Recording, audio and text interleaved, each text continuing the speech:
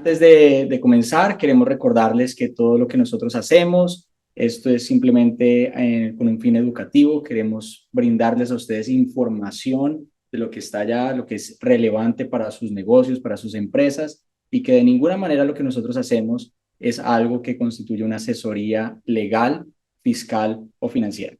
Entonces, es muy importante que ustedes entiendan eso. Entonces, vamos a entrar en el tema de hoy. El tema de hoy es, ¿eres extranjero? Conoce la importancia de tener la estructura empresarial correcta. Entonces, como se dan cuenta, estamos hablando de del extranjero. Entonces, la pregunta aquí en realidad es, ¿quién es un extranjero? ¿Quién califica como un extranjero? Porque acá yo diría todos somos extranjeros, pero estamos hablando de temas fiscales. Entonces, ¿quién aplica para ser un extranjero? ¿A quién se considera un extranjero? Entonces, tenemos que primero entender que para calificar como extranjero, tienes que ser una persona natural que no sea residente fiscal de Estados Unidos. Eso quiere decir que no puede ser un ciudadano. Adicionalmente, ¿qué es un residente fiscal? Es una persona que tiene una tarjeta verde, un green card, una residencia, o una persona que ha estado dentro de Estados Unidos por más de 6 meses y un día. En ese momento se convierte en un residente fiscal. Extranjero, vas a seguir siendo extranjero, pero para la parte impositiva, para la parte del IRS, no lo van a considerar como un extranjero. Veamos lo siguiente. Entonces vamos a hablar de las estructuras. ¿Cuáles son las estructuras de empresas? Que ya la mayoría se las deben saber. Hemos hablado acá, normalmente hablamos de lo que son corporaciones y LLCs. Hay una adicional que es el propietario único, es otra de las estructuras, pero en realidad, ¿cuáles son las que califican para este tipo de oportunidades especiales para los extranjeros? Las corporaciones C, Single Member LLC y el Partnership LLC. Esas son las tres que califican. Entonces hablemos de cada una de estas rápidamente. La corporación C es una entidad separada de los accionistas, es una estructura un poquito más compleja, es ideal para negocios grandes, tiene protección de activos, no tiene límites de accionistas, los costos operativos pueden ser un poquito más altos, tiene que hacer una declaración de impuestos como compañía, que es la planilla 10, la 1120, y tiene que entregarla antes del 15 de abril todos los años. Estas corporaciones tienen un doble impuesto. Si paga la compañía, la corporación, el 21% de impuesto, y cuando hace distribución a los accionistas, cada accionista es responsable de pagar lo que le corresponde, solo sobre las distribuciones. Ahora, el ser extranjero, si usted no hace una distribución, usted no tiene que pagar ese impuesto. Entonces, esa es una de las cosas. No va a tener que llenar una planilla 1040 NR, entonces no paga doble impuesto por ser extranjero. Adicionalmente, la single member. Como su nombre lo dice, single member es de un solo dueño, es una empresa individual con protección limitada, tiene protección de activos, deducciones. Cuando usted quiere calificar esas deducciones, tiene que asegurarse de que sean actividades justificables, ¿sí? No podemos meter cualquier cosa. Ahorita yo estaba recordando, Marco siempre dice que no le vayan a poner ahí un recibo de Victoria's Secret porque eso no es justificable en un negocio. ¿Ok? Veamos qué más. Las LLC son flexibles a la hora de hacer un intercambio de categorías. Si se van a pasar en algún momento a otra entidad, como un partnership o una corporación, es muy flexible para hacer este tipo de cambios.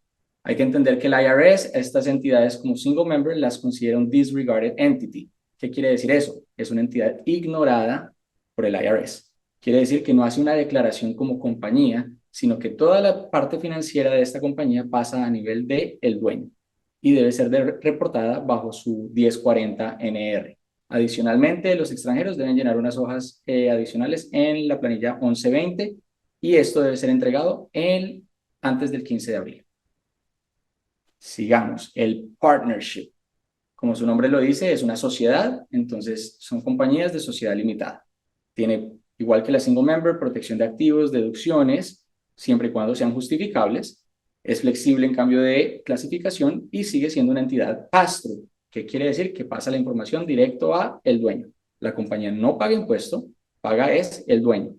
Tiene que llenar una planilla de impuestos, que es la 1065, y la tiene que entregar antes del 15 de marzo. Es un mes antes para los partnerships.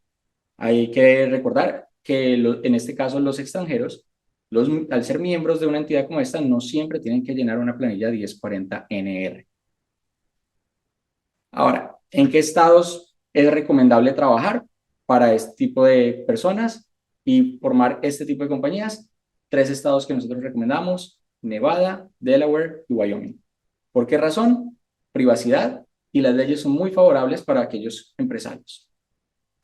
Ahora, ¿cuál es el estado favorito de nosotros? Wyoming. ¿Por qué razón? Costos más bajos, es el primer estado en adoptar lo que son las estructuras LLC y tiene el mayor historial de casos de LLCs en corte. Eso siempre viene a la mano. Ahora, hablemos de las responsabilidades. Responsabilidad de cualquier entidad: tener una contabilidad, tiene que entregar una hoja de balance y una hoja de pérdidas y ganancias.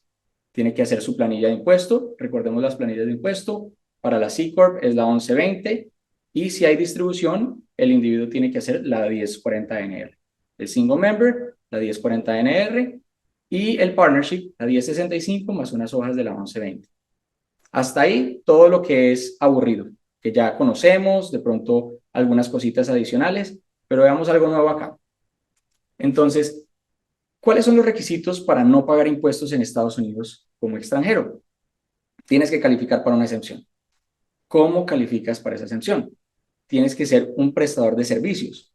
Por ejemplo, consultoría, marketing, ventas en línea, diseños, programación, algo que no diga que ustedes están haciendo un trabajo dentro de Estados Unidos. No es por internet, no lo están haciendo dentro de Estados Unidos. Todos los servicios tienen que ser brindados desde afuera. No pueden haber productos físicos en Estados Unidos, los ingresos no pueden provenir de Estados Unidos, no pueden haber empleados dentro de Estados Unidos, no puede haber una oficina física en Estados Unidos, no puede ser el residente fiscal de Estados Unidos.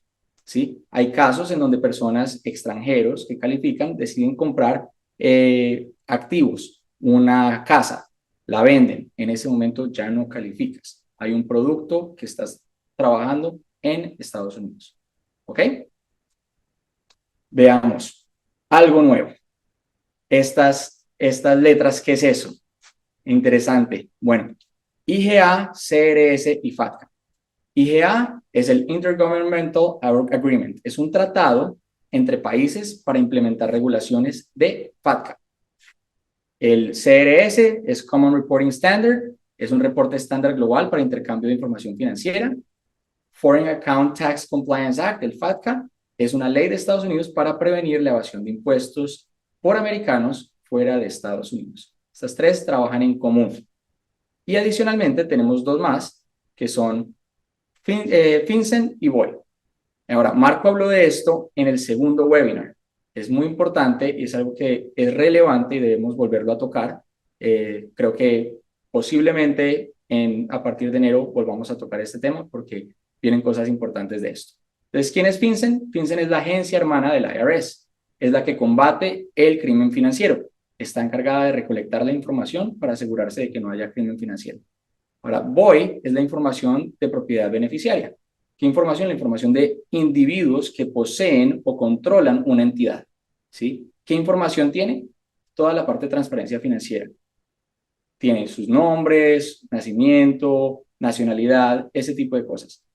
Entonces, esto es muy importante porque vienen cambios a todas las empresas a partir del año entrante, donde tenemos que empezarnos a registrar y tenemos que empezar a dar este tipo de información para que FinCEN tenga todo en orden.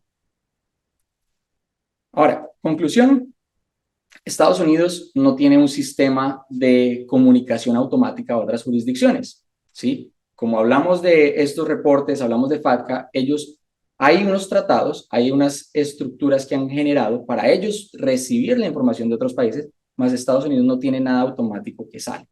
Sin embargo, si un país sospechara de alguna persona que está cometiendo un fraude o que está haciendo no está reportando, no está haciendo sus declaraciones correspondientes, si viene a Estados Unidos y pregunta por ese individuo, Estados Unidos va a tener información que le puede proveer. Esto no es automático hoy, no quiere decir que a futuro pueda haberlo. Esperemos a ver qué pasa, hay que ver cada uno de estos temas.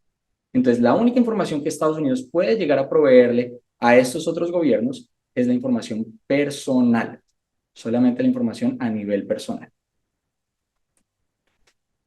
Bueno, ¿Cuáles son los beneficios de ser extranjero y trabajar acá en Estados Unidos, tener una empresa en Estados Unidos? Bueno, lo primero es tener una empresa en Estados Unidos, ¿sí? Es un privilegio, hay que contar con que hay una reputación de Estados Unidos, tienes un derecho a una cuenta bancaria comercial en Estados Unidos, trabajas con la moneda americana, ¿sí? No necesariamente pagas impuestos en Estados Unidos, dependiendo de la actividad, no requieres registrar una cantidad de facturas para poderlas pasar como gastos de tu empresa, que en muchos otros países tienes que hacerlo, ¿sí? Tu aporte a capital es de cero y menos reportes. En Latinoamérica eso es muchos reportes que tienes que hacer para cada una de las compañías. Hay menor regulación y menor burocracia.